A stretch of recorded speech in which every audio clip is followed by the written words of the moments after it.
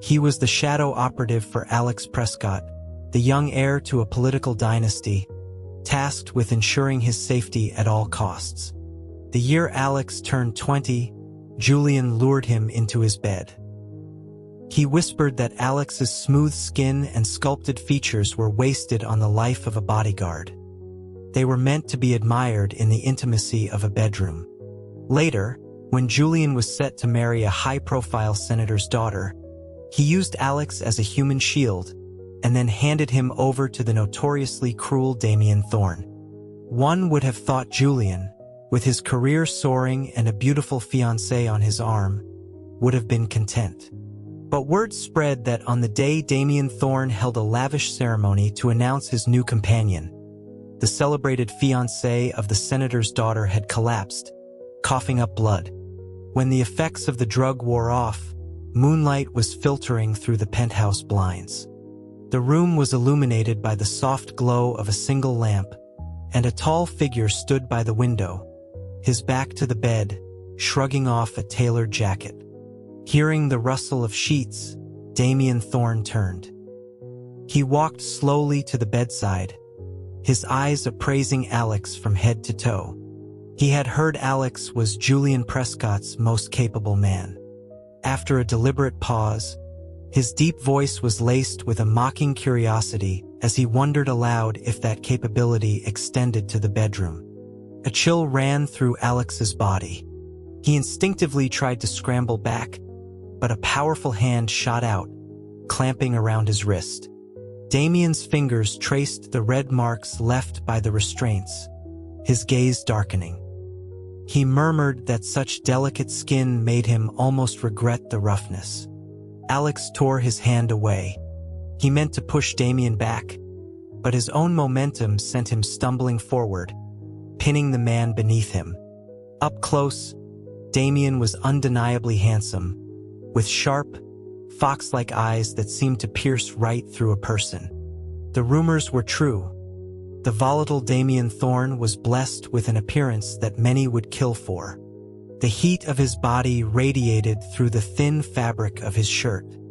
Damien let out a low chuckle, asking if Alex preferred to be on top. He admitted he found the position agreeable himself, confirming the whispers of his debauched nature. Damien's large hand came to rest on the nape of Alex's neck, a gentle pressure guiding him down for a kiss. Alex turned his head sharply, causing Damien's lips to miss their mark.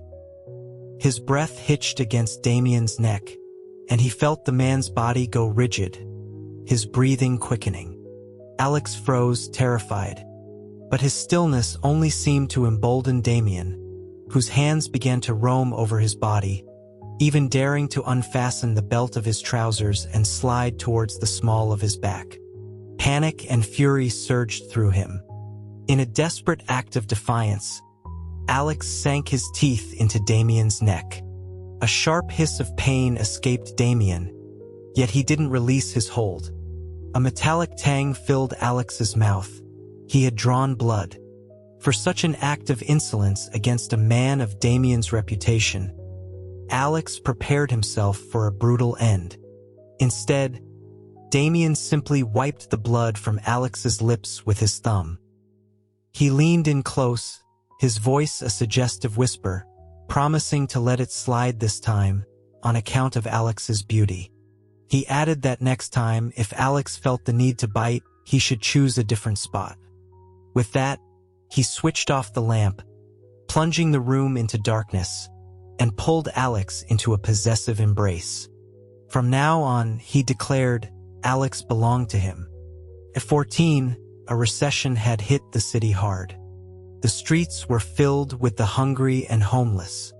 To buy a little food, his older brother, Leo, had left with a man from a temp agency and was never heard from again. Soon, the food ran out. To survive, his father sold him to an underground fight club for a bag of groceries. There, Alex experienced a living hell. Human lives were gambling chips for the wealthy elite who watched from luxury skyboxes, waving wads of cash and screaming for their chosen fighter. He knew that in this place, he and the caged animals were the same. Entertainment for the depraved. It was there he met Julian Prescott. His opponent was a starved dog, a vicious beast that hadn't eaten in 3 days. Chronic malnutrition had left Alex skeletal, with no real chance of victory. Julian was the only person in the entire venue who bet on him to win. For that single act of faith, Alex would spend years throwing himself into danger, turning lost causes into victories, trading his own blood for a word of approval from Julian. Somehow, he won the fight against the dog. He was left half dead, but alive. Julian paid a small sum to buy him from the club's owner, giving him the name Alex Shadow. He, too, had told him that from that day forward, Alex belonged to him.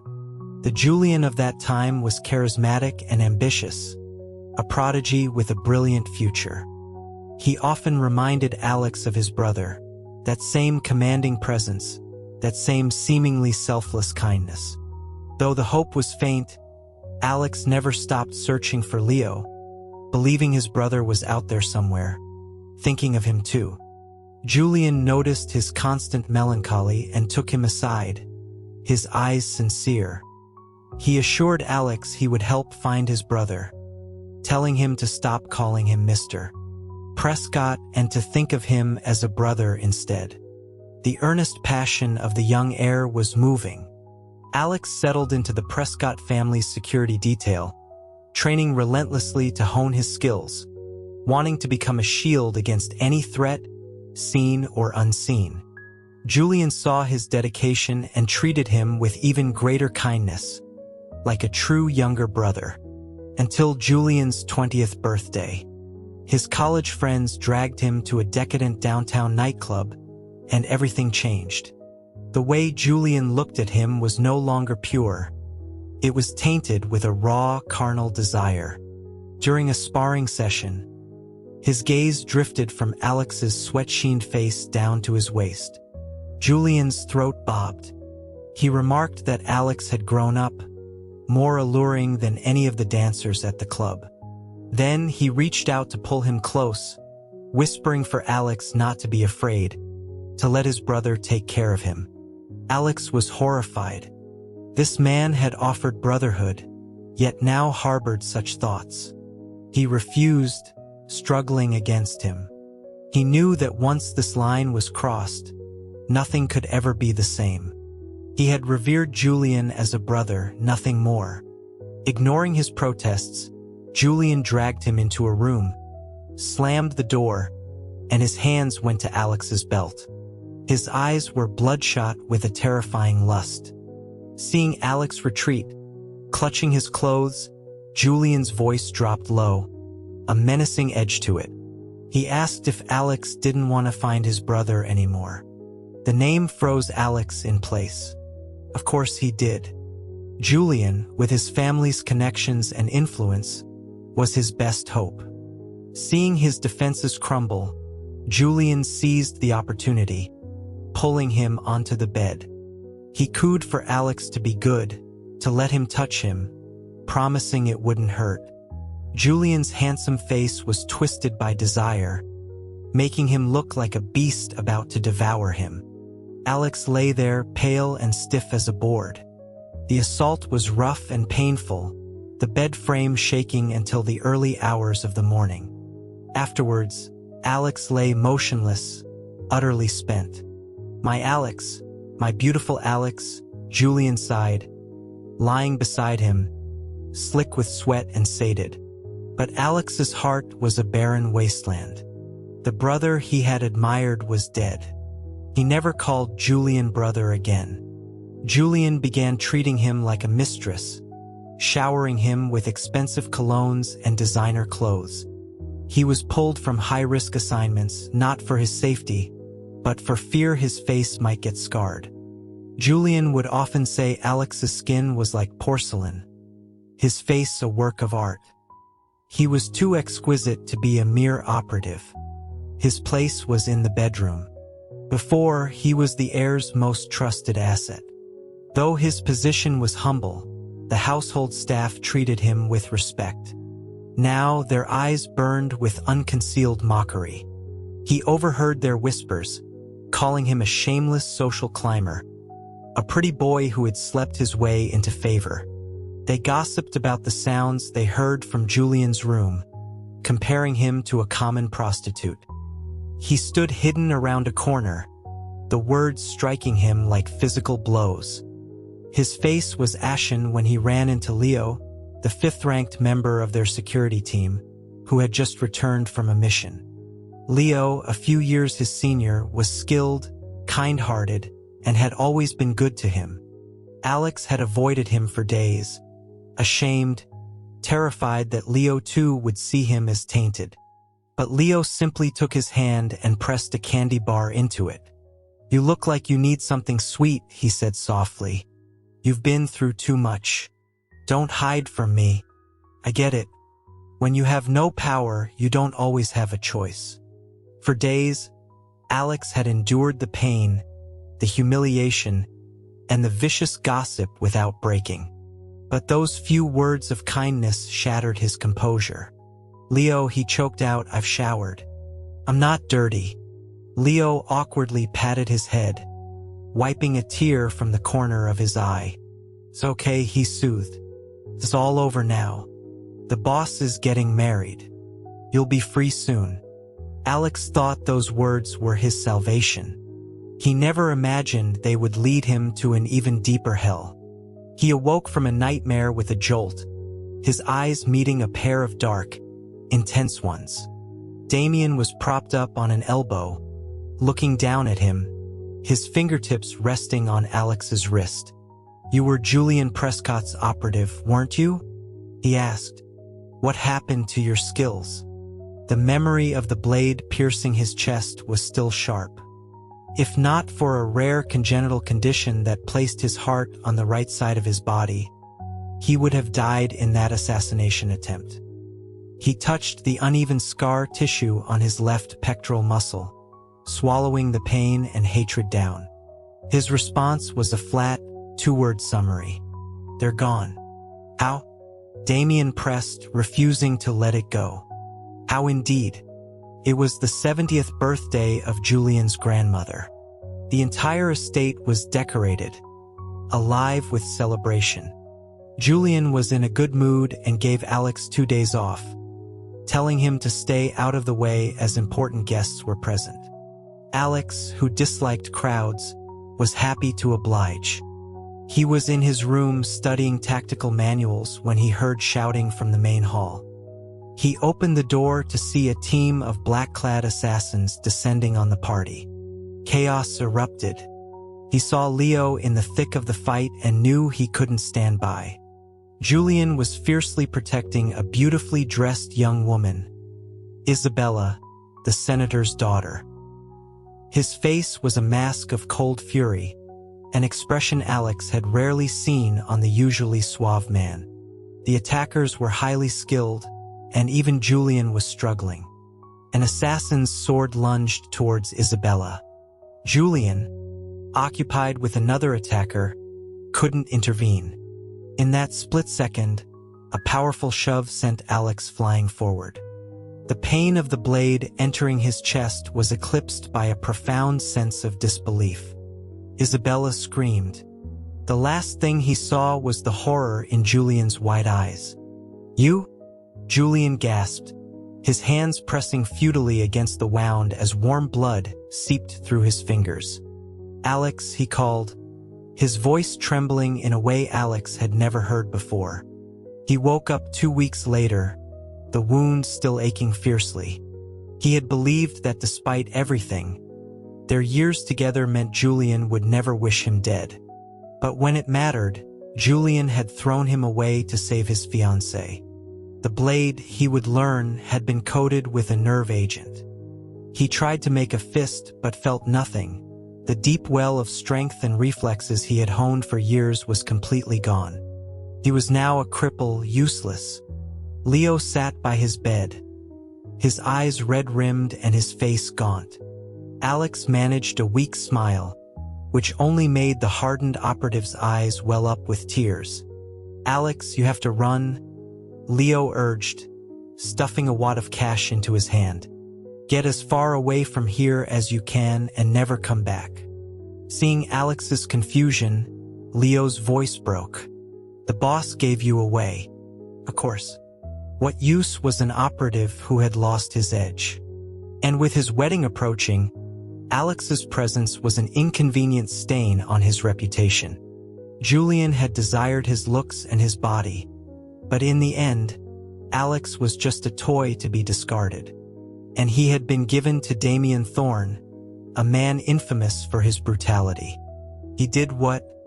In a private room at an upscale bar, Julian shot to his feet, his face a mask of shock. A colleague beside him laughed, eager to share the gossip.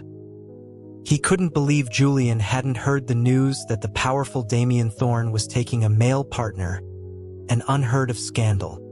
The commitment party was happening that very day, a massive affair attended by half the city's elite. Julian frowned, muttering that he thought Damien was a womanizer who never settled down. The colleague leaned in, lowering his voice conspiratorially. He'd heard the man was an absolute vision, a master in bed who had completely captivated Damien. Before he could finish, he noticed Julian's strange pallor. Julian swayed, a surge of jealous rage rising in his throat, and he violently vomited blood. "The man's name is Alex Shadow, I think," the colleague added. "Same last name as you, Prescott."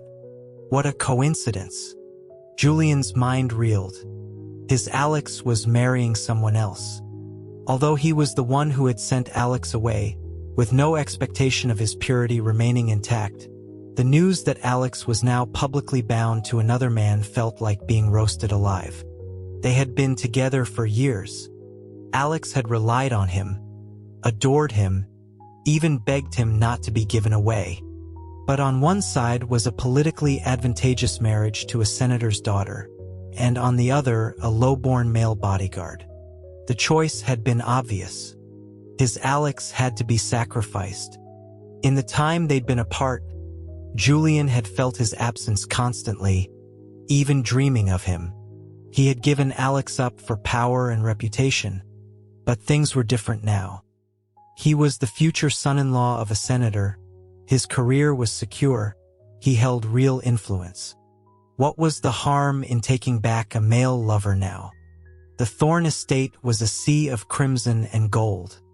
The Grand Hall was filled with the city's most powerful figures. Though Damien's reputation was sordid, he was the governor's notoriously untouchable brother. No one dared to decline his invitation. To everyone's surprise, Julian Prescott arrived uninvited. He had ridden his horse there so fast his hair was disheveled and his brow was slick with sweat. But he was too late. Alex and Damien had already completed the public ceremony. When Julian saw Alex in a bespoke crimson suit, a look of stunned admiration crossed his face, and he couldn't tear his eyes away. "Alex," he breathed. "You're going to be with him?" Alex gave him a single, cold glance. "Why not?" he replied, his voice level. "Mr. Thorne is handsome, powerful, and treats me well. He provides for me and ensures my safety. Of course I'm willing."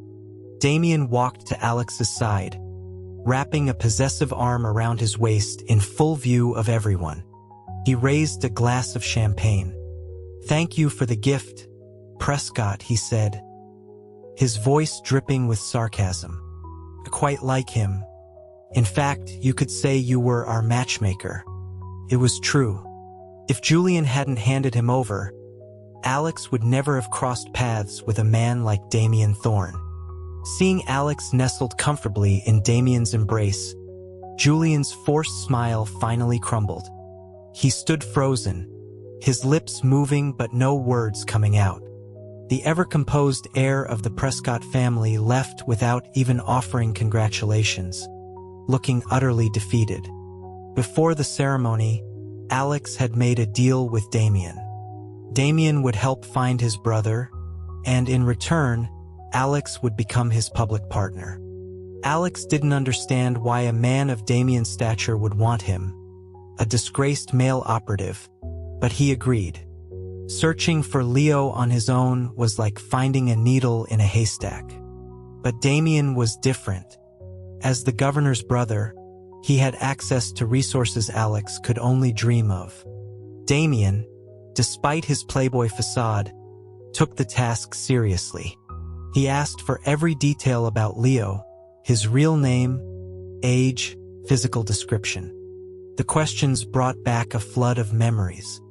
His brother's name was Leo Fortune. His was Alex Fortune. Their father, a lazy gambler, had done nothing while their mother worked her fingers to the bone. After she died, Leo took on the burden of raising him, working odd jobs, never complaining.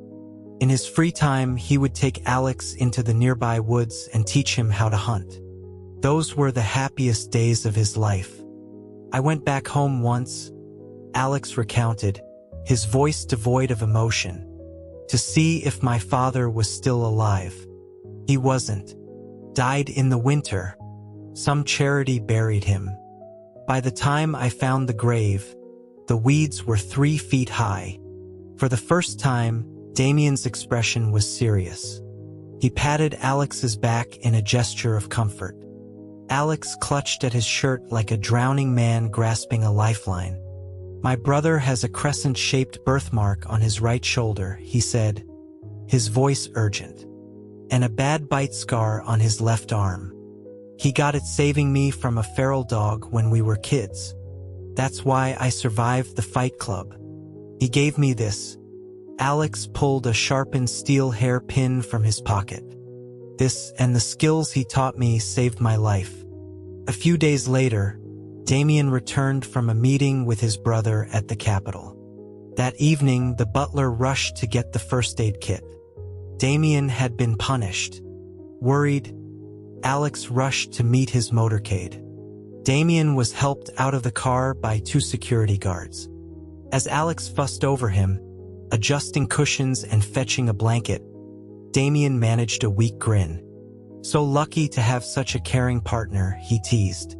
Alex ignored him and started to unbutton Damien's shirt.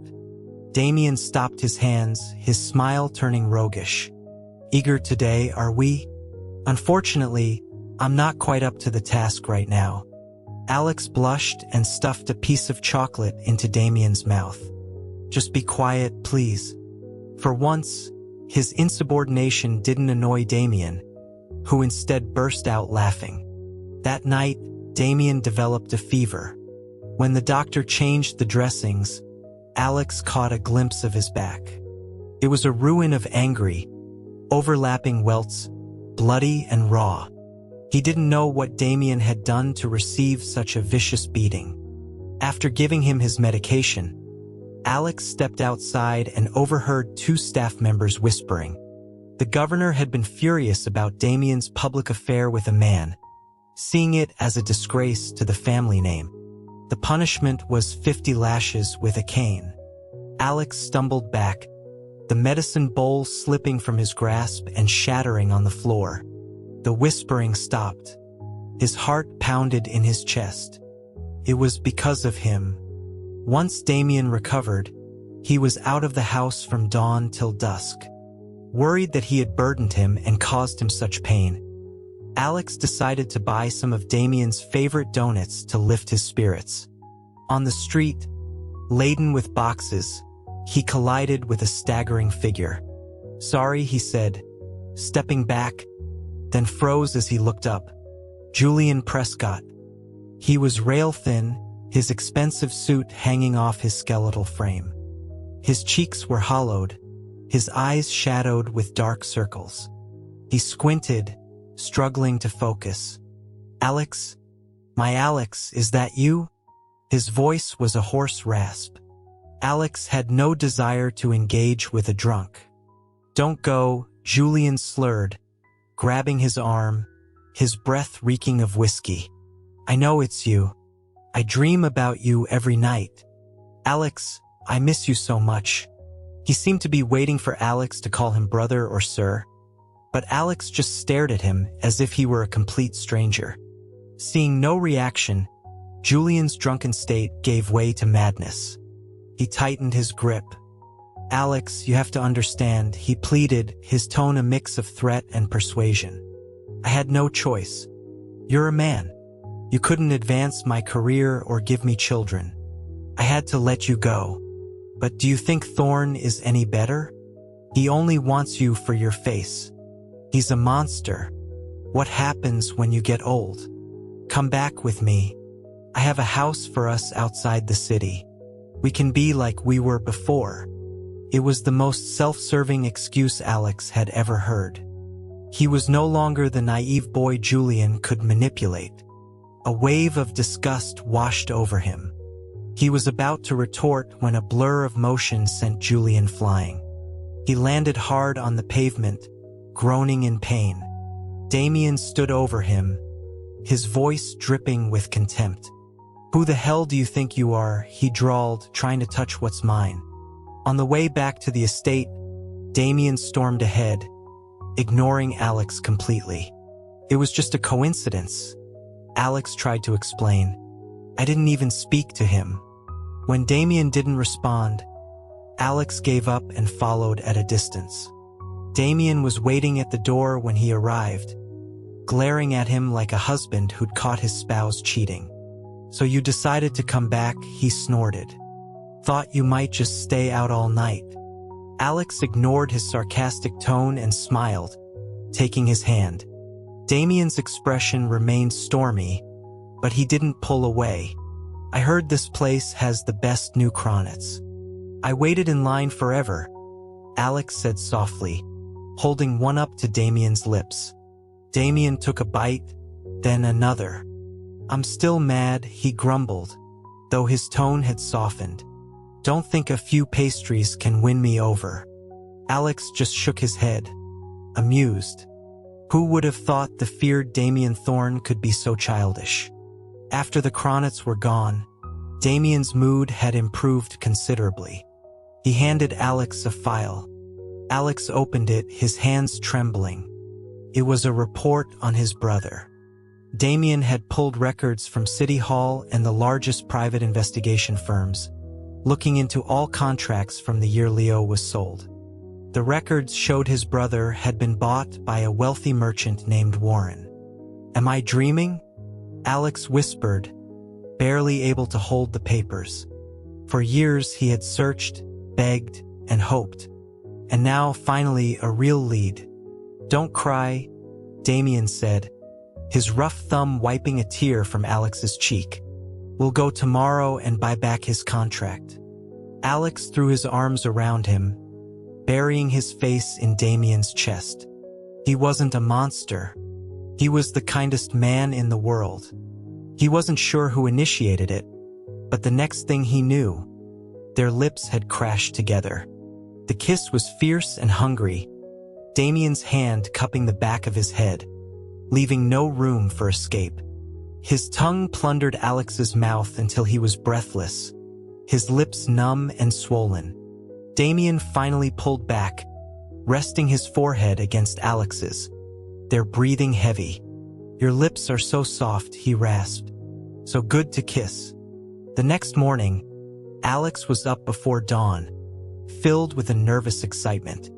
It had been so many years. Would Leo even recognize him? He had grown taller, stronger.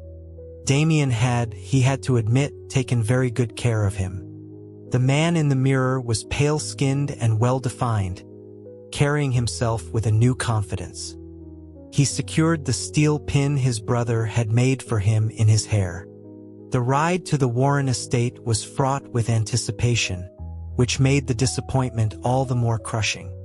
A Leo fortune? The impeccably dressed Mr. Warren said with a polite, apologetic smile. "I'm sorry, Your Grace, but we have no one by that name here." "That's impossible," Alex insisted. "He's tall, strong, always smiling. He has a severe bite scar on his left arm." Warren paused, thinking. "Ah, yes," he said, snapping his fingers. "There was someone like that. An excellent security man my father hired years ago. But he was recruited by another family.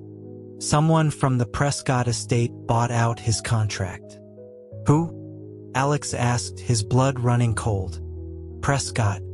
There was only one Prescott family of that stature in the city. But it didn't make sense. If Leo had been working for the Prescotts, Alex would have known. He had been there for years. Seeing his distress, Damien gently squeezed his shoulder. Don't worry, he promised. I'll look into it. We'll find him.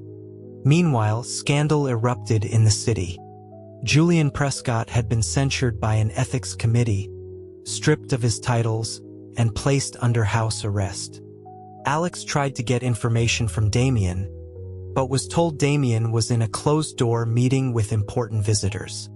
A sense of unease settled over him. The city streets were eerily quiet, patrolled by an increased number of guards. Something big was happening. He arranged a secret meeting with Leo to find out what was going on inside the Prescott estate. The whole place is on lockdown, Leo said, looking tired and worn. I had to fake a delivery run to get out. The boss was impeached by a watchdog group. I don't know the details.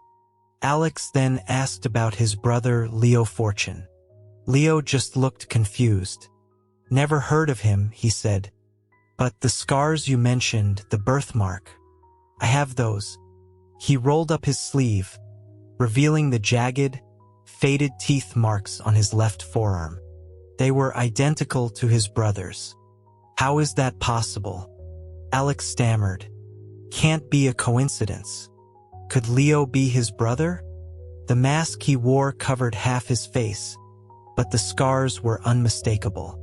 Brother? Do you remember me? I'm Alex Fortune. And this pin. You gave it to me. He pulled the pin from his hair, holding it out with trembling hands. Leo scratched his head, his eyes full of confusion. I had a bad head injury on a mission years ago, he explained gently. I don't remember much from before that. But regardless, I've always thought of you as my little brother. I'm happy to see you're doing well. His face was filled with genuine affection. Brother? Alex whispered, the word feeling foreign and precious on his tongue after more than a decade. Hey, Leo replied, a small smile on his face. As Alex's eyes filled with tears, Leo patted his head. I have to go, Alex, or they'll notice I'm gone. I'll bring you a candy bar next time we meet. Alex clutched his sleeve. Don't go. Julian is not a good man. It's dangerous to be around him. My contract is still with him, Leo said sadly. I'll leave when I get the chance. Alex stood and watched as his brother's figure shrank into the distance and disappeared. A note arrived by courier later that day. Leo is in danger. Midnight. The old warehouse. It was Julian's handwriting. Did he know Leo was his brother? He must not. Julian had never made a real effort to find him. His promises were just lies to control him. He spent the day in a state of anxious dread. As night fell, he prepared to leave, but Damien stopped him. It was his birthday, he announced, and he insisted Alex accompany him to the city's annual Lantern Festival. Alex had to placate him, promising to get him a special gift and telling him to wait on the main bridge. He raced on horseback to the warehouse, only to find Julian waiting alone. Where is he? Alex demanded. What have you done to him? Julian's eyes were filled with a profound, aching sadness. I knew you wouldn't come unless I used him as bait, he said with a bitter smile. Alex, I truly regret everything. Please don't be angry with me. I do care for you. His words were so absurd Alex laughed out loud. I may not be smart, Julian, but I'm not stupid. Who are you trying to fool with this act? You pushed me in front of a blade. You sold me to Damien when I was crippled. It was all for money and power. The only person you've ever cared about is yourself." His words seemed to shatter Julian's facade. The mask of contrition fell away, revealing a twisted, frantic rage. He lunged, his hands closing around Alex's throat. "You protect him so much. Have you fallen for him? Does he please you in bed?" Alex slapped him hard across the face. "You're disgusting." Julian clutched his cheek, a strange, unhinged smile spreading across his lips. He trapped Alex in his arms, ignoring his struggles, and bit down hard on his earlobe. "Get off me," Alex yelled, shoving him with all his might. But Julian only bit harder. "Don't think you can escape me, Alex. Don't forget your brother's life is in my hands. If you want him to live, you'll do as I say." Alex froze, his breath catching in his throat. He knew his brother was in danger. "You're so naive, Alex," Julian sneered, toying with a lock of his hair. "I've always known Leo was your brother. I kept it from you on purpose. I wanted to see you beg me for help. It was the perfect leverage." Sometime during the confrontation, a cold rain had begun to fall. The streets were deserted, the festival lanterns in the river extinguished by the downpour. Through the sheet of rain, Alex could see a lone, pale figure still standing on the bridge. Damien. He was still waiting. In that moment, all Alex wanted was to be held. Damien was shocked by Alex's sudden, desperate embrace. It took him a moment to respond, his arms wrapping tightly around Alex's trembling body. "You liar," he mumbled into Alex's hair. "I thought you'd left me." After they had showered, Damien's sharp eyes noticed the bite mark on Alex's ear. He flew into a jealous rage, accusing Alex of cheating on him while he waited in the rain. He wrapped himself in the duvet like a burrito and turned his back, declaring that if he ever spoke to Alex again, he was a dog. Alex stripped off his clothes and gently took Damien's hand, placing it over his heart. "Your Grace," he whispered, "I'm keeping my promise. Please accept me as your gift." Feeling the warmth of Alex's bare skin, a dark blush spread across Damien's face. He pulled Alex's hands above his head, his lips tracing a path from his jaw down his neck. His teeth gently nibbled at the sensitive skin, sending shivers of pleasure through Alex's body. Alex felt like he was floating, every sense consumed by Damien. It wasn't enough. He wrapped his arms around Damien's neck, returning the kiss with a fervor that drove Damien wild. The night descended into a frenzy of passion, and at some point, Alex lost consciousness completely. Damien's study was never locked to him. It was easy for Alex to slip inside and find what he was looking for: the files and testimonies Julian had mentioned. As he read, the true horror of the man he once served became clear. Julian was the secret owner of the very fight club where they had met. Illegal fights, money laundering, assassinations of political rivals, bribery, the list of his crimes was endless. No wonder the handlers had said the only way out was in a body bag. And now Alex understood why Julian had been able to buy him so easily. He owned the whole damn place. All his suffering, all his misfortune, stemmed from him. He took a deep breath, clutching the evidence and the steel pin from his brother. "Damien, I'm sorry." He had to save his brother. And Julian Prescott had to die. "I have what you want," Alex called out. "Where is my brother?" Julian emerged from the shadows of the woods, holding Leo in a chokehold. Leo was limping, clearly injured. "What did you do to him?" Alex demanded. "He was disloyal," Julian said with a casual shrug. "I had to discipline him. Don't worry, he'll live." Leo looked at Alex and shook his head, his eyes shining with a frightening intensity. A terrible premonition seized Alex. "Alex," Leo said, his voice soft, a gentle smile on his face, the same smile he wore the day he was taken away, when he promised to come back with money and candy. "I love you, little brother." "No." The scene unfolded in horrifying slow motion. Leo threw his head back, driving his neck onto the point of the knife Julian held. Blood sprayed across the forest floor. Julian, stunned, stumbled back. Alex rushed forward, catching his brother as he fell. "Don't leave me. Please, brother. Don't leave me," he begged, pressing his hands against the gushing wound. "I'll get you a doctor, you'll be okay." Leo's bloody hand reached up to wipe away Alex's tears. "Don't cry, Alex. I'm sorry. I couldn't protect you. I failed you. Now that I'm gone, you have to be strong." Blood trickled from the corner of his mouth. "No, brother. You promised you'd stay with me forever." With his last ounce of strength, Leo pulled a small, white pill from his pocket. "Alex, be good. The candy I promised you." Alex put the pill in his mouth and bit down. An intense bitterness exploded on his tongue. "Is it sweet?" Leo whispered. "Yes," Alex sobbed, nodding frantically. "Sweet." His brother's smile faded. His body grew cold. "Brother."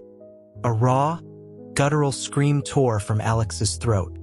Julian seemed to recover from his shock, though a flicker of fear remained in his eyes. "Alex, give me the files. You can't beat me. Remember, your skills are gone." Alex clutched the steel pin. "Am I?" he snarled. "It doesn't matter if I live, as long as you die." As he lunged at Julian, a surge of power flooded his body. His limbs felt light, his senses sharp, the familiar energy coursing through him once more. He kicked out, sending Julian flying into a tree with the same force Damien had once used. Julian spat out a mouthful of blood, his face a mask of disbelief. "Your power is back." So Julian could feel fear. Alex ignored his pleas for mercy, planting a foot on his throat and grinding it into the dirt, just as Julian had mercilessly crushed the lives of countless others. Then, with the steel pin, he systematically severed the tendons in Julian's arms and legs. His screams echoed through the silent forest. When Damien arrived, Julian was barely conscious. Damien saw the blood splattered all over Alex and rushed to his side. "Are you okay? Are you hurt?" Alex wiped his face, but tears streamed down, mixing with the blood. "It's not mine," he choked out. "Damien, I don't have a brother anymore." Damien stopped him from finishing Julian off. He explained that Julian's ambition had been his undoing. His plots to seize power had put him on the governor's radar for months. Combined with the mountain of evidence Damien had compiled, his fate was sealed. "Killing him is illegal," Damien said softly. "You don't need to throw your life away for him." 3 days later, the governor's office issued a formal indictment. The Prescott family's crimes were exposed, and their assets were seized. The once untouchable political dynasty crumbled overnight. Alex watched as the Prescott name was pried from the gates of the estate, tossed to the ground like a piece of trash. On the day of Julian's sentencing, Alex went to the courthouse. Julian was a wreck, filthy and hollow-eyed, paraded before a jeering crowd that pelted him with garbage. He had never imagined that the golden boy of the city, the fiancé of a senator's daughter, would end up like this. He changed his name again to Alex Wilder. He was no one's shadow. He was his own man, untamed, bright, and free. Damien came into the study and took the brush from his hand, adding his own name to the page Alex had been practicing on. In bold, elegant script, it now read Wilder Thorne. On a sunny afternoon, Alex lay with his head in Damien's lap, reading a book on sword fighting. Damien was lazily tossing food into a koi pond, Are you really that engrossed? Damien complained. Is that book better looking than me?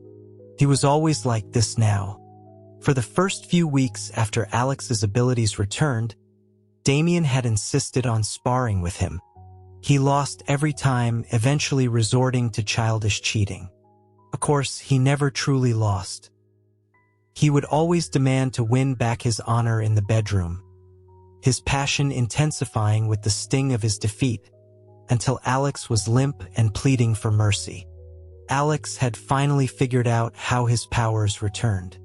The pill his brother gave him wasn't candy. No candy was that bitter. It must have been the antidote to the neurotoxin. He sat up and looked at the handsome man beside him, finally asking the question that had lingered in his heart for so long. Damien, why did you choose me? Actually, Damien said, turning to look him in the eye, the night Julian sent you to my penthouse wasn't the first time we met. I saw you long before that, at the fight club. The first time he saw him was in that filthy, blood-soaked arena.